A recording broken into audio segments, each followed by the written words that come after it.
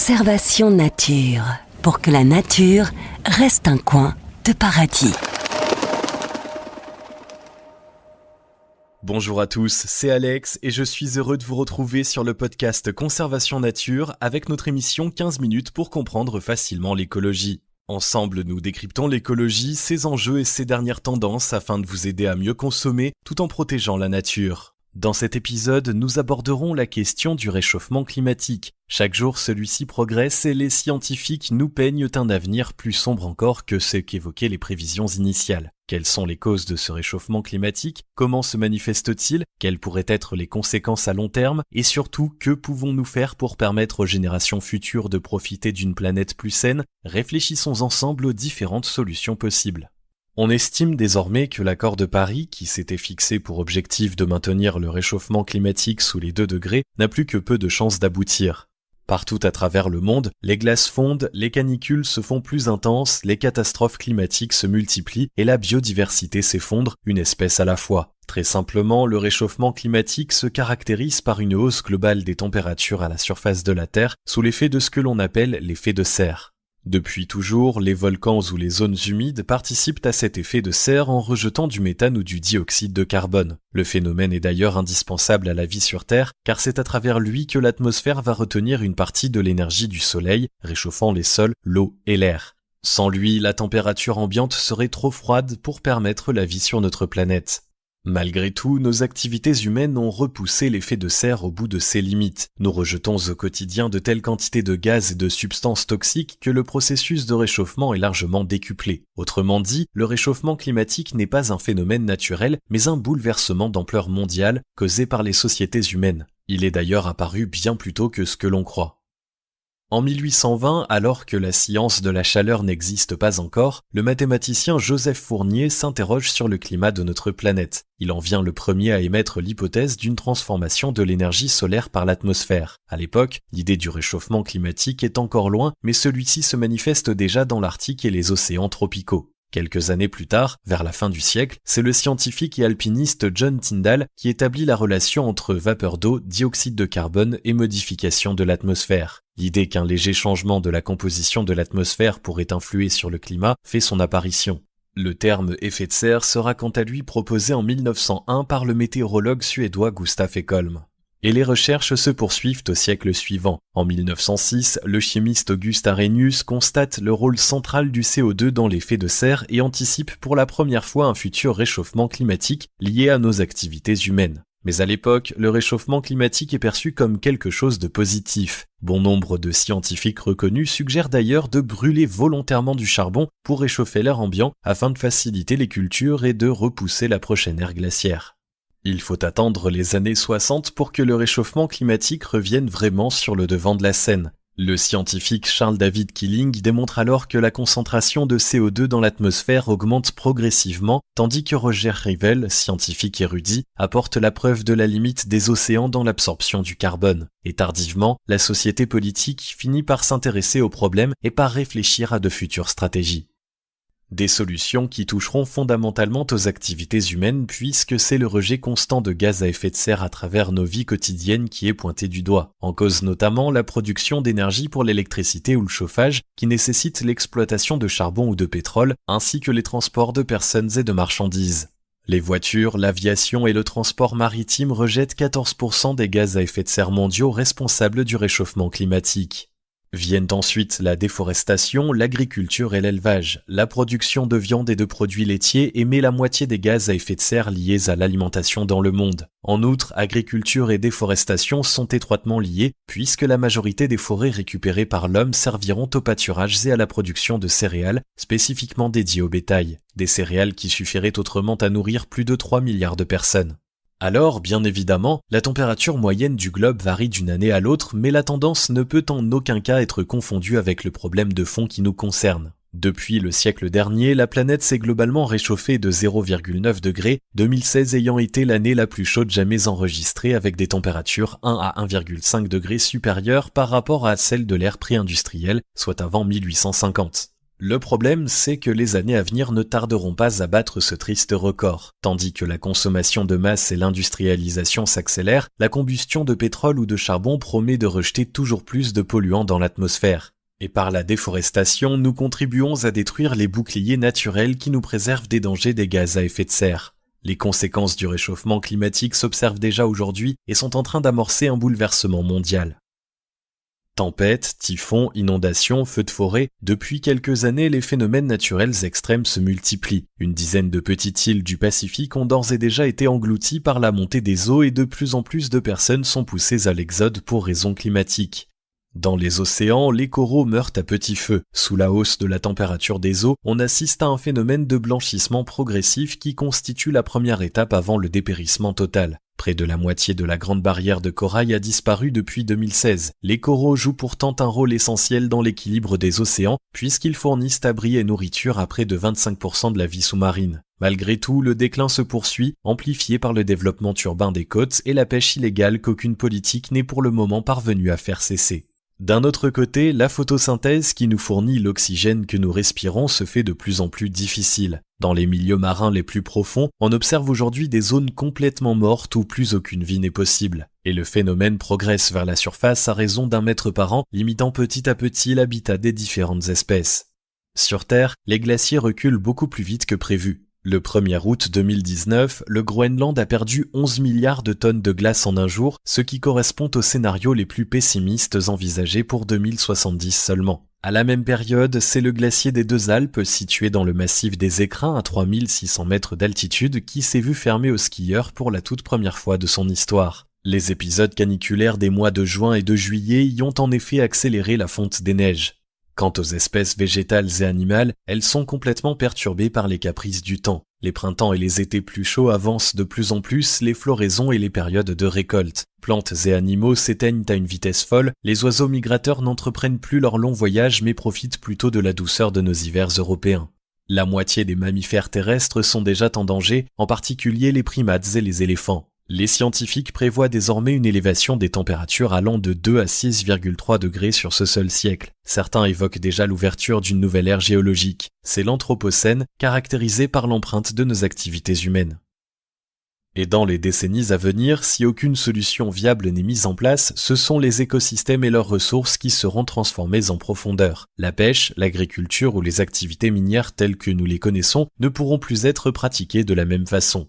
Rien qu'au niveau du secteur viticole, on prévoit déjà pour 2050 une réduction de 86% de la surface des terres favorables à la culture de la vigne. Cela sonnerait la fin des producteurs traditionnels tels que la Toscane, la région de Bordeaux ou la vallée du Rhône au profit de l'Amérique du Nord par exemple.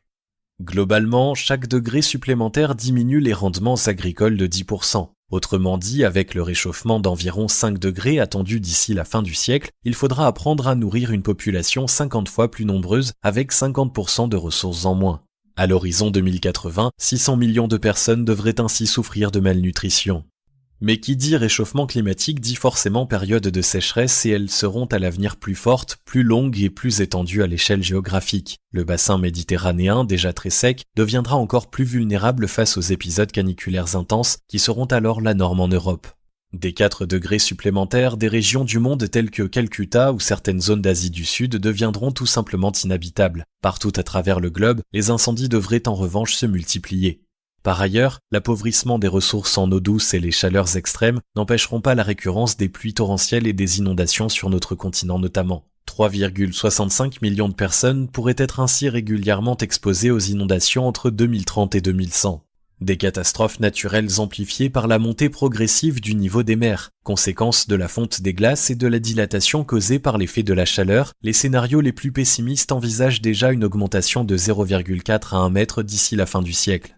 Près de 20 000 îles en Polynésie, aux Maldives ou dans certaines régions d'Asie sont directement menacées de disparition à brève échéance, tout comme certaines métropoles, comme Miami, New York, Tokyo ou Singapour, qui sont toutes construites sous le niveau de la mer et qui compteraient parmi les lieux les plus durement touchés par la montée des eaux. Face à de telles extrémités, la France paraît d'ailleurs peu préparée pour résister à l'engloutissement. Les cartes proposées par l'Agence européenne pour l'environnement prévoient que tous les estuaires et leurs infrastructures devraient se retrouver sous les eaux, au cas où l'hypothèse d'un réchauffement de 4 à 5 degrés en 2100 se révélait exacte. Et puisque les vagues de chaleur et les inondations sont porteuses de maladies, la Banque mondiale tire aussi la sonnette d'alarme face à la recrudescence de nombreuses pathologies. Un réchauffement climatique de 2 à 3 degrés seulement pourrait par exemple augmenter de 5% le nombre de personnes exposées au paludisme, soit une hausse de 150 millions d'habitants. Pour ne rien arranger, la teneur en CO2 dans l'atmosphère dégrade également la qualité de l'air, ce qui favorise les cancers et les maladies cardiovasculaires. Dans les airs, les ouragans et les cyclones devraient enfin naître bien plus fréquemment et augmenter en intensité, tout comme les turbulences qui auront potentiellement doublé d'ici 2050. Et tout ceci aura forcément sur les êtres vivants des conséquences désastreuses. Si le rythme actuel des émissions de gaz à effet de serre se poursuit, une espèce animale sur 6 serait amenée à disparaître. Même dans l'hypothèse où les 2 degrés de réchauffement climatique ne seraient pas atteints, la plus petite hausse menacerait d'extinction 40% des plantes. L'intégralité des coraux, dont nous parlions tout à l'heure, pourrait être menacée de disparition d'ici à 2050. En cause, le réchauffement des eaux bien sûr, mais aussi l'acidification progressive des océans qui perturbe le développement du plancton et d'autres animaux à structure calcaire dont les fameux coraux. Le réchauffement climatique pourrait ainsi réduire la biomasse marine de 17% d'ici 2100 et entraîner la migration de nombreux autres êtres vivants. Parmi eux, l'homme se verra forcé de quitter certaines zones du globe devenues invivables à la recherche de terres plus clémentes. Il y a à l'heure actuelle plus de réfugiés climatiques que de réfugiés de guerre, avec plusieurs dizaines de millions de personnes enregistrées ces dernières années, et le chiffre pourrait être porté à 280 millions minimum d'ici 2050. Pour éviter cela, les gouvernements se mobilisent depuis de nombreuses années pour inverser la tendance, mais rien ne s'est encore révélé très concluant.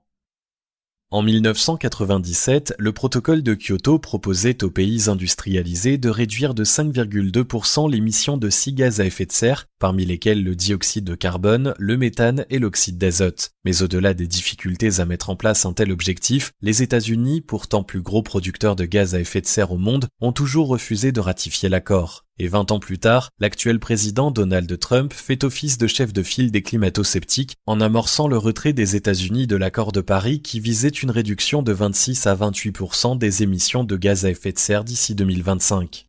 En 2015, en parallèle de celui-ci, la stratégie nationale bas carbone était présentée en Conseil des ministres. La France s'y engageait alors à réduire de 75% ses émissions de gaz à effet de serre d'ici à 2050. Cependant, il semblerait que l'Hexagone peine déjà à atteindre ses objectifs. Malgré tout, la France s'implique et cherche activement des solutions. En 2017, lors du One Planet Summit qu'elle organisait, elle s'est proposée de verser 1,5 milliard d'euros par an pour l'adaptation des pays du Sud et ceux dès 2020. Toujours au niveau local, le plan climat proposé en 2017 par Nicolas Hulot, alors ministre de la Transition écologique et solidaire, a cherché à proposer des mesures concrètes dans le prolongement de l'accord de Paris signé quelques années plus tôt. Parmi elles, le développement d'une mobilité propre, la rénovation thermique et la fin de la déforestation importée ont été définies comme des priorités absolues. Et partout ailleurs, les initiatives se multiplient. Afin d'endiguer la disparition des coraux, l'Australie a d'ores et déjà débloqué 600 millions de dollars pour améliorer la qualité des eaux et limiter l'érosion des terres par les exploitants agricoles. En République dominicaine, Électricité sans frontières a investi dans une série de panneaux photovoltaïques autonomes pour alimenter ses centrales nucléaires en cas de catastrophe naturelle. En Europe du Nord, une chaîne de fast-food a créé un label empreinte CO2 afin de sensibiliser sa propre clientèle au fait que les aliments consommés peuvent avoir un impact considérable sur l'environnement.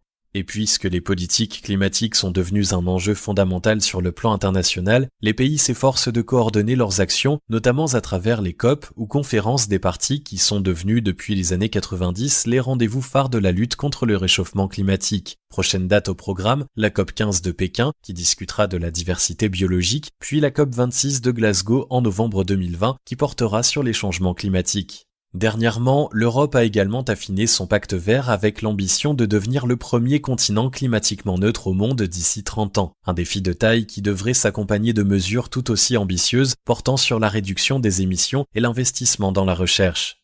Il est question aujourd'hui d'un vrai changement en profondeur de nos activités humaines, qu'il s'agisse du modèle d'agriculture traditionnelle ou de l'exploitation des énergies fossiles par exemple. Malgré les efforts, la production et la consommation de pétrole restent pour l'heure en hausse et la taxe sur les carburants n'a pas amorcé l'ombre d'une réduction des émissions de CO2. Aussi, tandis que les États tâchent de prendre les meilleures décisions communes, il nous appartient à tous d'adapter nos modes de vie à travers quelques gestes simples, car l'impact à l'échelle individuelle pourrait s'avérer considérable. Rien qu'au niveau de l'alimentation par exemple, il est temps de privilégier les fruits et les légumes de saison qui génèrent en moyenne 7 fois moins de gaz à effet de serre et de réduire autant que possible notre consommation de viande. Les légumes secs, les graines et les fruits à coque contiennent eux aussi de grandes quantités de protéines, alors pourquoi ne pas se laisser tenter par le lundi vert en cuisinant une recette végétarienne une fois par semaine ? Et l'on n'oublie pas de lutter contre la déforestation en bannissant les produits à base d'huile de palme tels que les chips ou la plupart des pâtes à tartiner. À la maison, on opte pour des fournisseurs d'énergie propre et l'on évite de surchauffer les pièces. Cela permettra en plus quelques économies puisque le chauffage constitue le premier poste de consommation dans l'habitat. Il est possible de maintenir la chaleur à moindre coût en posant du double vitrage ou en remplaçant les joints usés par exemple. Quelques ampoules à LED nous aideront de leur côté à réduire notre consommation d'électricité.